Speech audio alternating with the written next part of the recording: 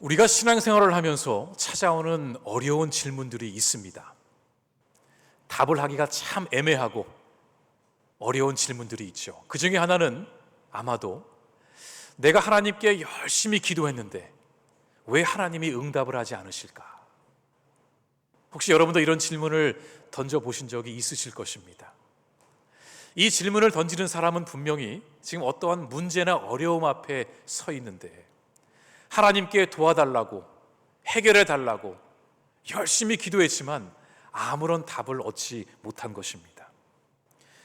이런 상황 속에서 계속 기도를 해야 할까? 더 부르짖어야 할까? 그냥 기다려야 할까? 멈춰야 할까? 분명히 하나님께서 나의 기도를 들으신다 그러셨는데, 우리 하나님은 선하신 아버지라 그러셨는데 왜 내 기도에 아무런 반응을 보이지 않으실까? 저도 그렇고 여러분도 그렇고 이 질문을 분명히 적어도 한 번쯤은, 어쩌면 한 번 이상 이 질문을 던져보았을 것입니다. 기도는 분명 하나님과 소통하는 통로입니다. 하나님의 음성을 듣고 우리의 마음을 주님께 아뢰는 그런 영적 안테나와 같은 것이죠. 우리에게 문제가 찾아왔을 때에 하나님께 기도하는 것은 당연한 것입니다. 오히려 문제가 있는데 하나님을 찾지 않고 다른 것을 찾는 것이, 그것이 잘못되고 문제가 되겠죠. 문제가 찾아오면 기도하는 것이 맞습니다. 그런데 왜 기도를 했는데도 상황이 변하지 않고 그대로일까? 우리가 기도할 때 자주 오해하는 것이 있습니다. 기도를 얼마나 오래 했는지, 몇 번을 했는지, 어디서 했는지, 새벽 기도를 나갔는지, 작정 기도를 했는지, 우리는 이런 형식과 방법이 중요한 줄 알고 여기에 얽매일 때가 있습니다. 내가 새벽 기도를 안 나가서 내 기도가 응답이 안 됐나? 내가 어떻게 기도를 더 내가 해야 되나? 그런데 기도의 응답은 그런 것에 달려있는 것이 아닙니다. 내가 어떠한 방식으로 기도했느냐에 따라 응답이 빨리 오고 더디게 오는 것이 아닙니다. 우리가 기억해야 할 것은 우리의 기도를 들으시는 하나님은 굉장히 인격적인 분이세요. 그게 무슨 뜻이죠? 우리와 관계를 맺고 싶어 하세요. 하나님과 우리의 관계는 갑과 을의 관계가 아닙니다. 하나님은 우리와 친밀한 관계, 아버지와 자녀의 관계, 마음을 터놓는 친구와 같은 그런 관계, 서로 사랑하는 그런 관계를 맺고 싶어 하세요. 그러니까 하나님은 우리와 동행하고 싶어 하십니다. 나는 여기에 있을 때니 네가 다 해라, 그게 아니라 하나님 우리와 한 걸음 한 걸음 함께 가기를 원하세요. 그래서 기도에서 중요한 것은 형식이 아닙니다. 그보다 더 중요한 것은 내가 지금 하나님과 어떤 관계 속에 있느냐입니다. 나는 정말 하나님과 깊은 관계를 맺고 있는가? 이것이 중요합니다. 왜냐하면 우리는 하나님과 친밀한 관계가 없어도 얼마든지 필요할 때 우리의 열심으로, 우리의 열정으로 하나님께 기도할 수 있더라고요. 하나님과의 관계는 별로 신경 쓰지 않고 내가 원하는 것을 얻기 위해 하나님께 죽도록 매달릴 수 있는 게 우리의 모습이기도 하더라고요. 그런데 진정한 기도는 하나님과의 관계 속에서 흘러나오는 것입니다. 내가 기도를 1000번 했으니까, 내가 40일 금식 기도했으니까, 내가 작정 헌금을 하며 기도했으니까 하나님이 내 기도를 들어주시겠지. 그렇게 생각하는 것은 우상 숭배와 똑같습니다. 하나님이시여, 내가 이거를 드릴 테니까 내 기도를 들어주십시오. 하나님은 그런 분이 아니십니다. 그렇다면 관계를 소중히 여기시는 하나님 앞에서 우리가 어떻게 해야 하나님이 우리의 기도를 들으시고 응답하실까? 우리의 기도를 들으시는 하나님께서 가장 중요하게 여기는 것이 무엇일까? 우리는 그 질문을 던지고 고민하고 기도하고 답할 수 있어야 됩니다. 그것은 다름 아닌 하나님을 향한 우리의 마음의 태도입니다. 하나님을 바라보며 기도할 때 내 마음은 어떤 상태인가? 나는 어떤 태도로, 어떤 마음으로 하나님을 바라보며 기도하고 있는가? 그러니까 하나님이 분명히 우리에게 원하시는 그 태도가 있습니다. 우리의 마음의 자세가 있다는 거죠. 그 답이 신명기서 6장 5절에 나옵니다. 너는 마음을 다하고 뜻을 다하고 힘을 다하여 너의 하나님 여호와를 사랑하라. 이 말씀이 무슨 뜻일까요? 하나님은 우리가 하나님께 반쪽만 드리는 것을 원하시는 것이 아니라 우리의 모든 것을 드리기를 원하십니다. 하나님과 함께 걸어가기를 원하시는 거죠. 하나님과 같은 방향을 바라보고 하나님과 같은 마음을 품고 살아가기를 원하십니다. 이런 자세로, 이런 마음가짐으로 하나님께 기도할 때 하나님은 기쁘게 우리의 기도를 들으십니다. 우리는 이런 행동을 뭐라고 표현하냐면 회개라고 표현합니다. 회개. 우리는 회개라고 하면 대부분 하나님 앞에서 슬퍼하며 눈물을 흘리며 죄책감을 느끼며 과거의 내 모습을 막 애통해하는 그런 모습을 떠올립니다. 때론 예배 시간에 말씀을 통해 깨달음을 얻고 나의 죄를 고백하며 가슴을 치며 통곡하기도 합니다. 내가 하나님께 잘못한 것을 뉘우치는 것, 우리는 이런 모습을 회개라고 표현합니다. 그런데 여러분, 회개는 단순히 나의 행동을 후회하고 잘못했다고 입술로 고백하며 눈물을 흘리는 걸로 끝나는 것이 아닙니다. 물론 회개의 눈물이 잘못되었다는 것은 아닙니다. 문제는 그 다음입니다. 내가 하나님 앞에서 눈물을 흘리며 가슴을 치며 내가 회개하고 죄를 뉘우쳤지만 그때만 그럴 뿐 다시 똑같은 죄를 반복하기 때문입니다. 회개를 했다고 하지만 여전히 옛 습관을 끊어내지 못하는 나의 모습을 보게 되는 거죠. 그렇다면 진정한 회개란 무엇일까? 이 구약 성경에서 이 회개를 뜻하는 히브리어 단어가 슈브입니다. 이 뜻은 돌아서다, 되돌아가다, 방향을 바꾸다라는 뜻입니다.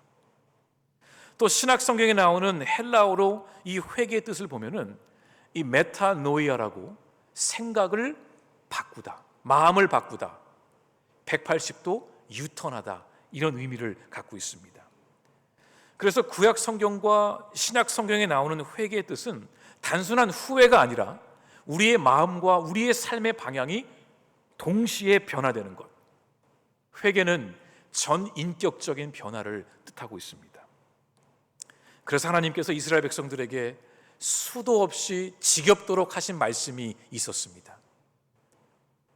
돌아오라, 돌아오라, 제발 나에게 돌아와라. 여러분이 히브리어로 아까 슈브란 단어가 돌아오다라는 뜻이라고 말씀드렸잖아요. 이 히브리어 단어가 구약 성경에 몇 번 나오는지 아세요? 1050번 정도 등장합니다. 하나님이 얼마나 수도 없이 많이 하나님의 백성들에게 돌아오라 말씀하셨을까? 왜냐하면 우리가 아는 것처럼 이스라엘 백성들은 예배의 시간에는 열심히 찬양하고 예배하고 회개하고 눈물을 흘리고 하나님 앞에 죄인의 모습으로 나아갔지만 그 예배의 자리를 떠나는 순간 그들은 다시 우상 앞에 옛 모습으로 돌아갔던 것입니다. 그러니 하나님은 그 백성들에게 돌아와라, 제발 돌아와라 그렇게 말씀하신 것이죠. 회개는 눈물을 흘리지 않아도 애통해하며 뒹굴지 않아도 할 수 있습니다. 어떻게 해요? 진정한 회개는 감정으로 하는 것이 아니라 우리의 삶이 하나님께로 돌아오는 것입니다. 비록 지금까지는 하나님의 뜻이 아닌 내 뜻대로 이 길을 걸어왔지만 이제는 결단하고 삶의 방향을 유턴해서 하나님이 바라보시는 그 목적지를 향해 함께 걸어가는 것. 말로만 함께 하겠다는 것이 아니라, 말로만 회개하는 것이 아니라 실제로 내 삶의 방향을 하나님께로 맞추는 것, 그것이 회개입니다. 그래서 회개는 행함이 필요합니다. 교회에서 성도들이 회개에 대한 설교를 듣고 그렇게 많이 듣고도 삶이 변하지 않는 이유는 그들은 회개를 한 것이 아니라 후회를 했기 때문입니다.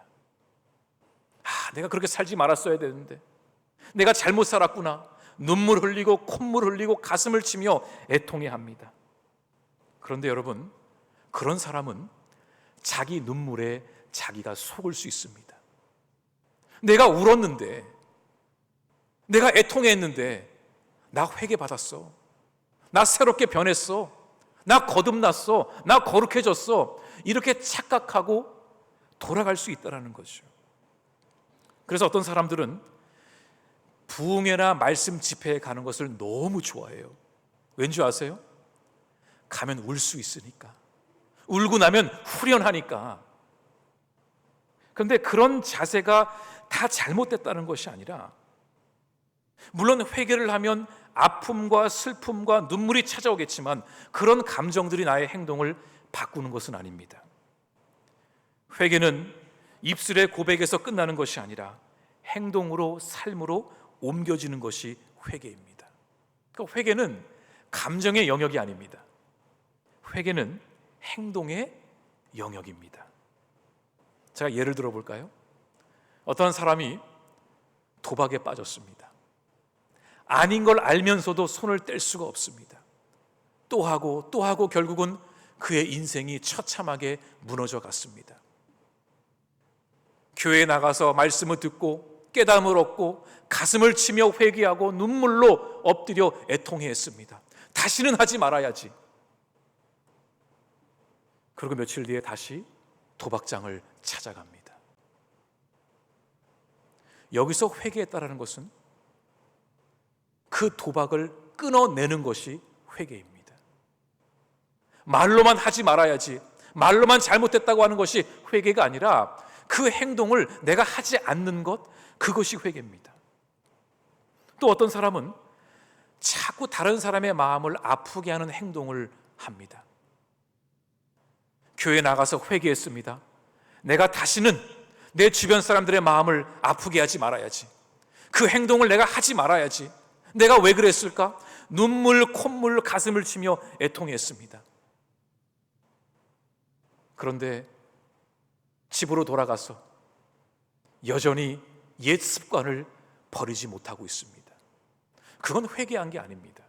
회개는 내가 그 행동을 하지 않는 것, 그것이 회개입니다. 잘못된 길에서 유턴을 하는 것이 회개라는 거죠.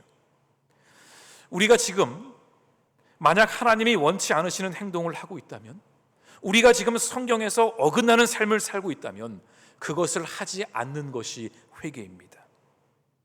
죄를 깨달았으면 그 죄를 짓지 않으려고 몸부림치며 고치는 것, 그것이 회개입니다. 그런데 우리는 회개를 하면 한순간에 모든 것이 바뀔 것이라는 기대를 갖고 있기도 합니다. 회개했으니 이제 180도 변하겠지. 그런데 실제로는 그렇지가 않더라고요. 그동안 죄인인지도 모르고 내가 죄인 줄도 모르고 해왔던 그 생활들, 그 습관들이 하루아침에 변화되기 어렵습니다. 내 삶의 방식을 완전히 고쳐서 하나님의 방식으로 살아가는 것, 하루아침에 이루어지기 어렵더라고요.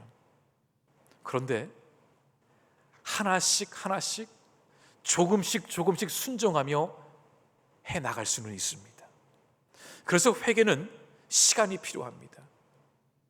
한 번에 다 하겠다라는 마음을 내려놓고 내가 지금 하나님께 어떠한 일을, 하나님이 기뻐하지 않는 어떠한 일들을 하고 있지?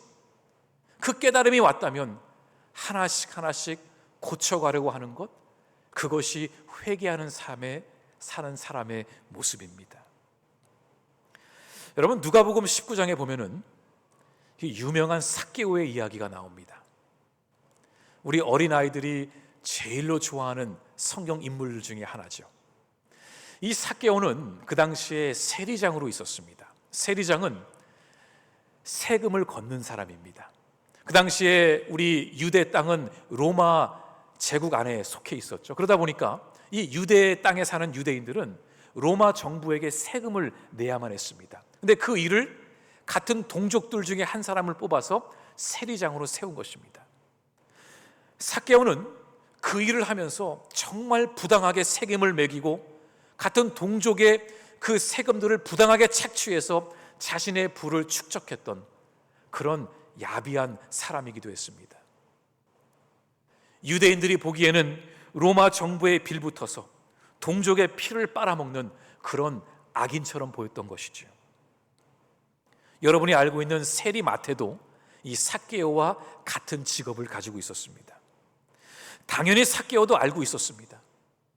사람들이 자기를 싫어한다라는 것, 이것이 하나님의 뜻이 아닌 것을 그도 알고 있었습니다. 그런데 그가 멈출 수 없는 이유는 돈이 됐거든요. 돈을 많이 벌 수 있으니까. 이 일이 잘못된 것을 알면서도 끊어내지 못한 것입니다. 그러다 보니까 그의 마음속에 공허함이 찾아왔습니다. 어느 날 예수님의 이야기를 듣게 됩니다. 그리고 생각했습니다. 나도 예수를 만날 수만 있다면 얼마나 좋을까?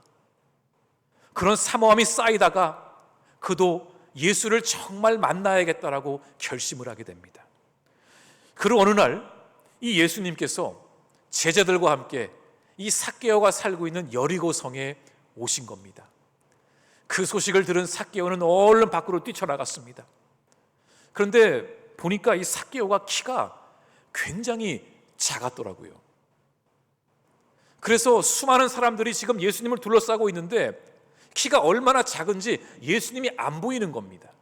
그래서 그 옆에 있는 뽕나무 위에 올라가서 예수님을 내려다보고 있었는데 그때 예수님이 삭개오가 있는 뽕나무로 다가오셔서 그에게 말씀하셨습니다. 삭개오야, 얼른 내려와라.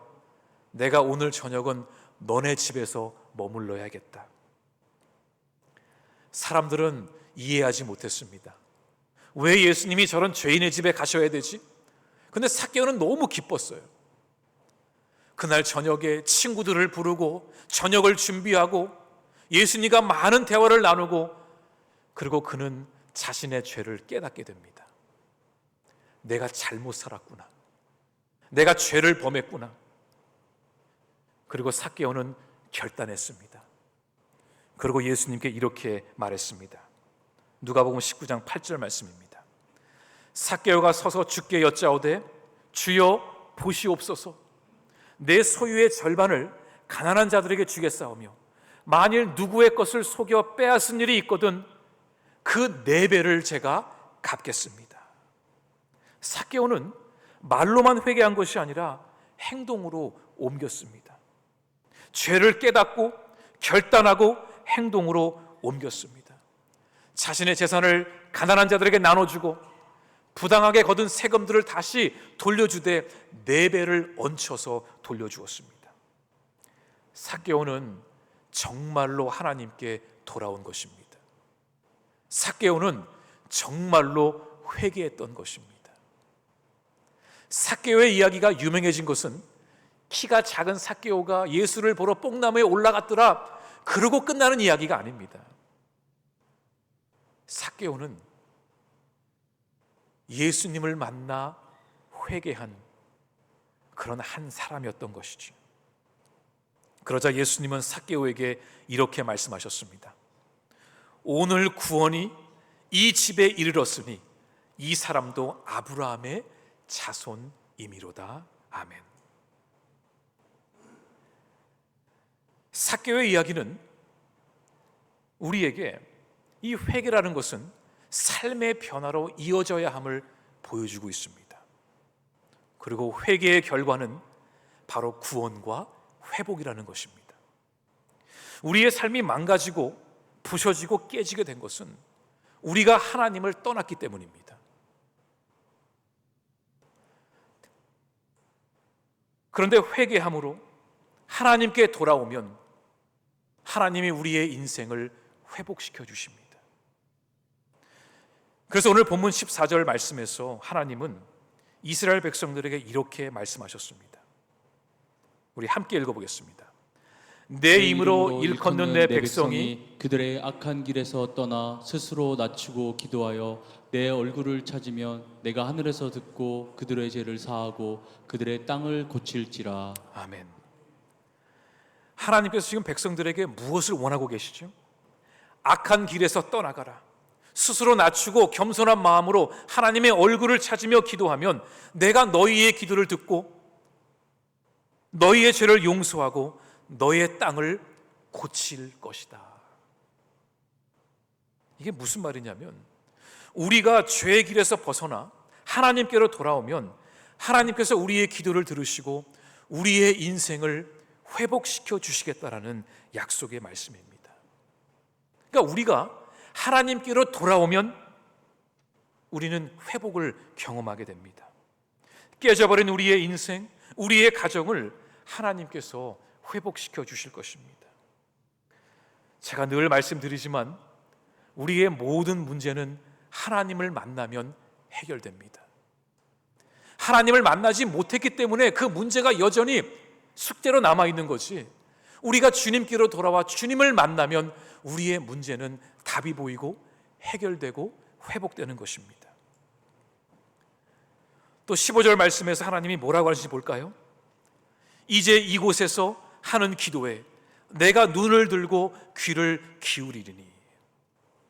지금 이 곳이 어디냐면, 전체 이 역대하 그 본문 맥락을 보면 지금 솔로몬이 성전을 다 완성하고 하나님께 백성들과 함께 봉헌식을 올리는 그 내용입니다.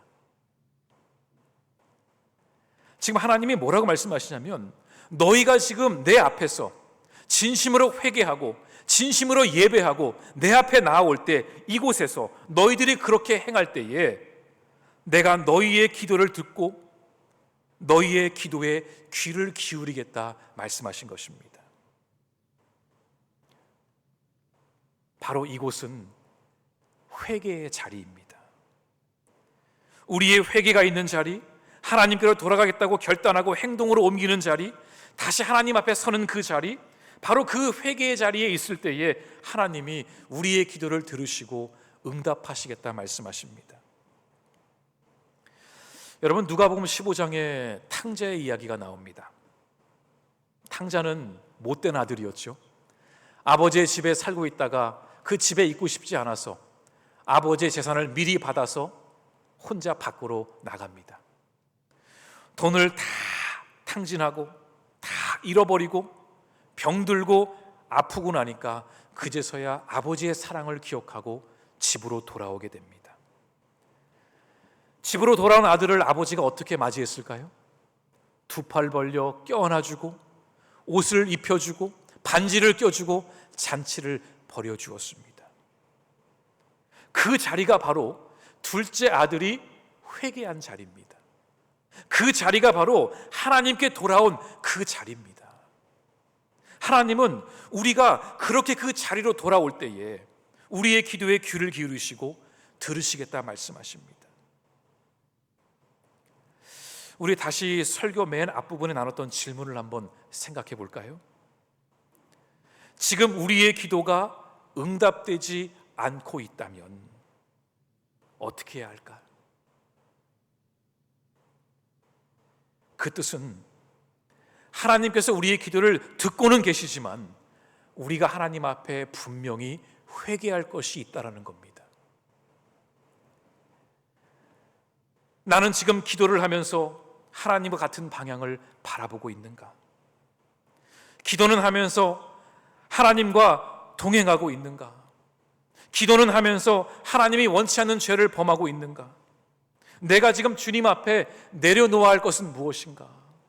내가 지금 주님 앞에 회개해야 할 것이 무엇인가? 아마 여러분에게도 그 한 가지가 분명히 있을 것입니다. 여러분이 주님께로 돌아오지 않으면 여러분의 기도는 응답되지 않을 수 있습니다. 하지만 여러분이 주님 앞에 돌아와서 그 회개의 자리에서 주님께 기도하면 하나님이 그 기도를 들으시고 귀를 기울이시고 회복시켜 주시겠다고 말씀하십니다. 근데 문제는 내 죄를 내가 잘 보지 못한다는 것입니다. 내가 무슨 죄를 지었는지 알아야 회개도 할 수 있지 않겠습니까? 옆에 사람이 말해준다고 깨닫는 것도 아니더라고요. 우리가 우리의 죄를 바라볼 수 있는 방법은 하나밖에 없습니다. 빛으로 오신 예수님께 가까이 갈수록 우리의 죄가 선명하게 보이기 시작할 것입니다. 평상시에는 먼지가 우리 눈에 보이지 않습니다. 그런데 빛이 들어오면 그 먼지들이 선명하게 보이는 것처럼 우리가 주님 앞에 가까이 갈수록 우리가 몰랐던 우리의 죄들, 우리가 돌아야 할 그 부분들이 분명히 선명하게 보일 것입니다. 말씀이 육신이 되어 오신 예수님은 그 말씀 속에 거하시는 것처럼 우리도 그 말씀을 보지 않고는 회개하지 못합니다. 성경도 보지 않으면서 무슨 회개를 할 수 있겠습니까? 말씀 앞에 서지도 않는데 무슨 회개를 할 수 있겠습니까? 빛 대신 예수 앞에, 생명의 말씀 앞에 내가 설 때에 내가 잘못 가고 있었구나, 나에게 이런 죄가 있었구나, 얼른 돌아가겠구나, 그 깨달음이 우리에게 오는 것입니다. 여러분이 지금 회개해야 할 것은 무엇입니까? 여러분 말씀 앞에서 곰곰이 생각해 보시기 바랍니다. 기도만 하지 마시고 생각해 보시기 바랍니다. 내가 지금 어디에 서 있지? 내가 지금 하나님의 뜻에 합당하게 살아가고 있는가? 내가 주님 앞에 기쁨으로 나아가고 있는가? 나와 하나님의 관계는 어떤 관계 속에 있지?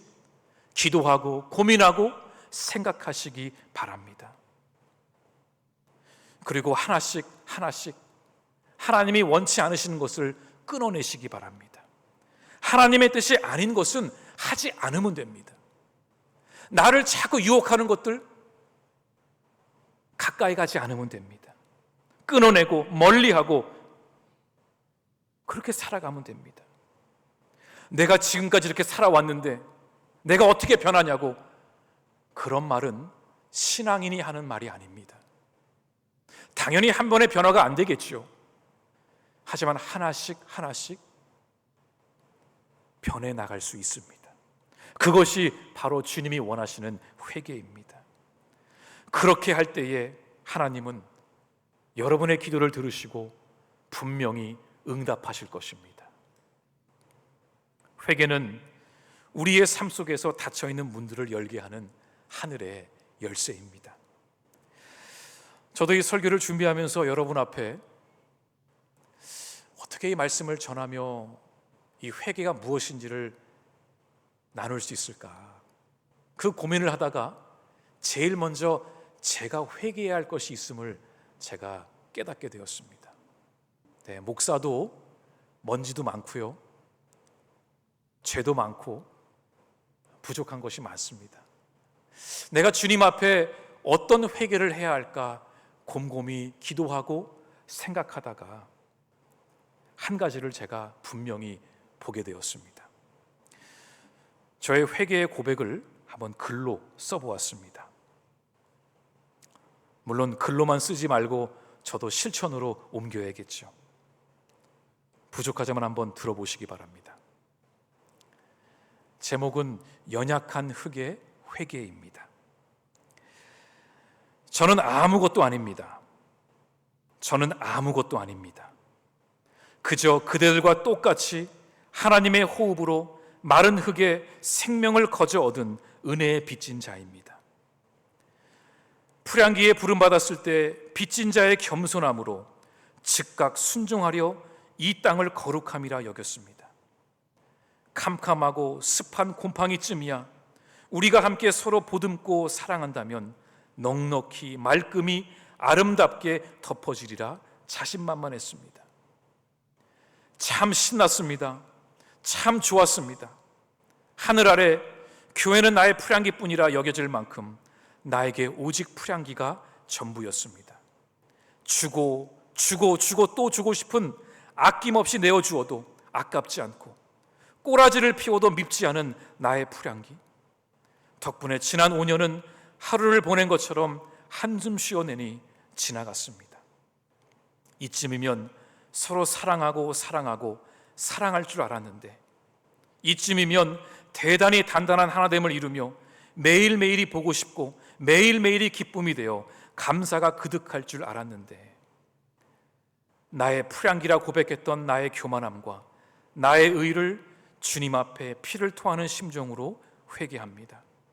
주님, 당신의 풀향기입니다. 저는 아무것도 아닙니다. 풀향기 뒤뜰 마른 흙 한 줌도 안 되는 제가 감히 풀향기의 아비인 줄 알았습니다. 주님, 제가 회개하오니 부디 풀향기의 아비 되신 주여 풀향기를 회복시키소서.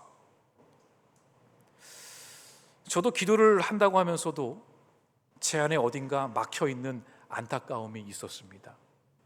그리고 깨달았습니다. 내가 이 교회를 세운 사람처럼, 내가 모든 것을 이룬 것처럼 교만에 빠져 있었구나. 내가 한 게 아니라고 고백하면서 내 마음속에는 그래, 내가 이 정도 이루었지, 내가 한 거지, 이런 마음이 내 안에 있었구나. 그런데 그것을 교인들에게 숨기고 감추고 보이지 않으려고 교양을 떨고 있었구나. 그게 저더라고요. 그러니까 여러분, 저에게 너무 많은 기대를 하시면 안 돼요. 저도 여러분과 똑같은 하나님의 자녀이고 죄인입니다. 그런데 제가 하나님을 섬긴다고 하면서 교회를 섬기고 있었더라고요. 여러분, 이해가 되십니까? 하나님만을 섬겨야 되는데 제가 교회를 섬기고 있었더라고요. 교회가 내 것이 될 수도 있겠더라고요. 저의 부끄러운 의를 주님께 고백하며 우리 풀향기의 주인은 오직 예수 그리스도 한 분이심을 고백하며 나는 그저 청지기일 뿐이구나, 그냥 나에게 맡겨진 일을 감당하고 나아가는 것이구나, 그런 깨달음이 저에게 있었습니다. 이제 깨달았으니 한 걸음 한 걸음 실천하는 것이 회개하는 사람의 모습이겠지요. 사랑하는 성도 여러분, 회개하면 하나님이 응답하시고 회복시켜 주십니다.